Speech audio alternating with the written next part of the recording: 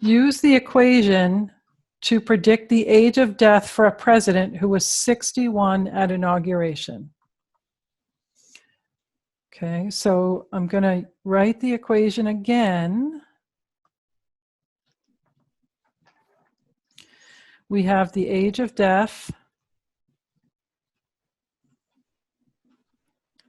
is equal to 5.389 plus 1.185 times the age at inauguration.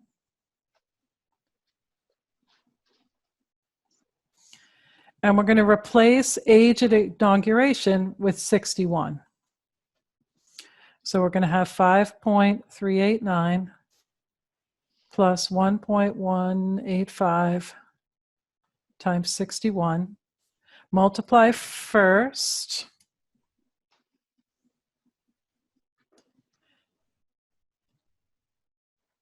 So I'm just getting my calculator out.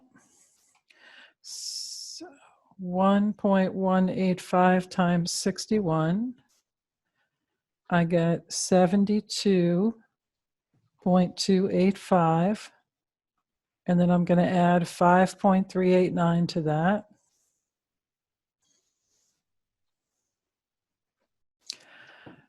So we get 77.674 years.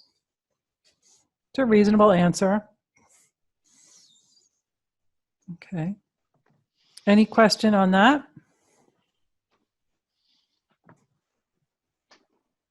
And then we're asked to find the residual for President John Adams. The residual is the observed y minus the predicted y. And I need to go look at President John Adams in my data. I'm going to save this because it'll disappear. So if I go and look at my data, move this out of the way. I'll just close it.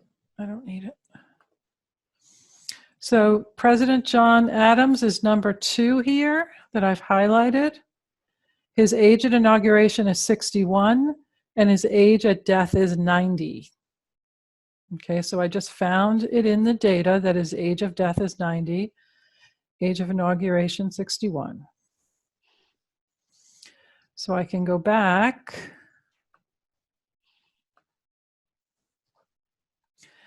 and my residual is observed y minus predicted y.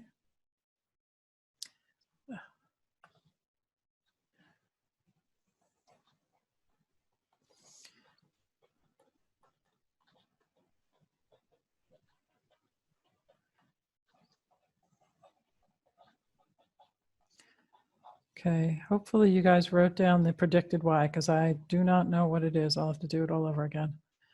What did we get for the predicted y? 1 and 90 were the 2 ages. What was that? 61 and 90 were the 2 ages. Yeah.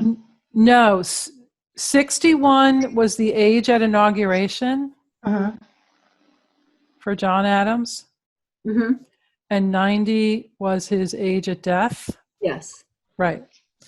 So in this part F, we found the predicted y.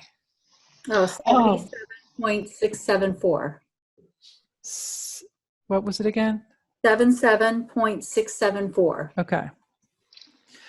So I would do 90 minus 77.674. So the observed y for John Adams was the actual death age. The predicted y was using the line. And then I do 90 minus 77.674, and I get 12.326. So if we were looking at the graph, and let's say John Adams is here, I don't know where 61 would be, but his actual dot would be above the line because the residual is positive. And this distance between him and the line would be 12.326. So we would say he's above average because he's above the line. Anybody below the line would be below average. Any questions on that? Yeah, is the graph part of the StatCrunch? It is. If you want to look at the graph, we can go look at it. Okay. Let's do that. All right, let me go back to StatCrunch. If I do the stat regression simple linear again, and X is my age at inauguration, Y is my age of death, and compute, then when I look at the graph, which is on the second page, I don't know if you can see the pink dot. Mm-hmm. Yep, Okay, so the pink dot is right here.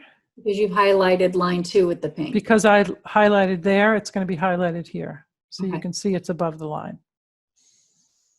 And then if I wanted to, because I love StatCrunch, I just think it's the coolest thing. So I can go back here and unhighlight it, and I could pick some other president.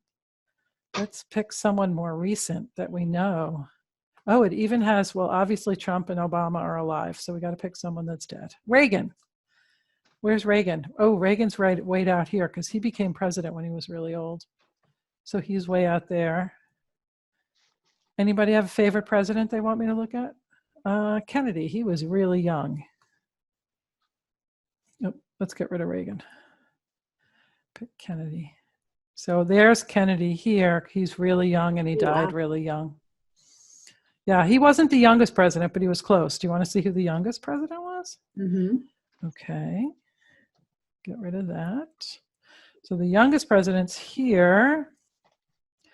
So I can either go look at the row, which is pink now, or if I run my thing here, oh, it just says row 26. It doesn't tell me who it is. Teddy Roosevelt. Teddy Roosevelt. John knows his history. 42. And Obama was 47, but he's still alive, so he's not going to show up on the data. Okay. Love me some StatCrunch. Now you guys know why I loved it so much at the beginning of the semester when you thought it was so hard. All right.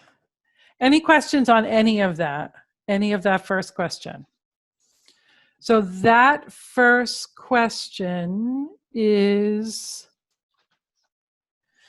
going to be about 7 out of 25 points. I just want to ask, I don't remember, how do you determine the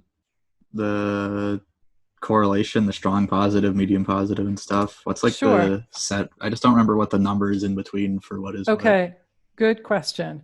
So positive and negative, it's whether it's positive or negative. Yeah. That's easy. So the strong is close to 1, what. right? So this is close to 1. And this is close to 0.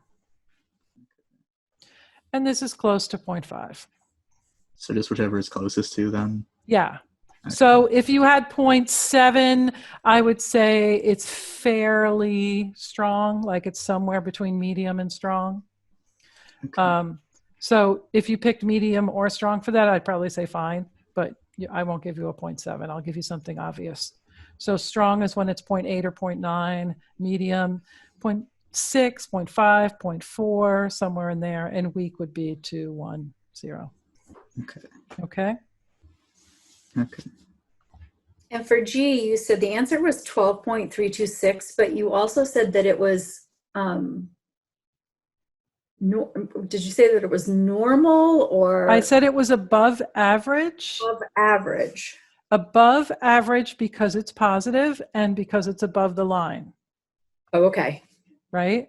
Yeah. So if we compare John Adams to any other president of the same age, then he would be above average.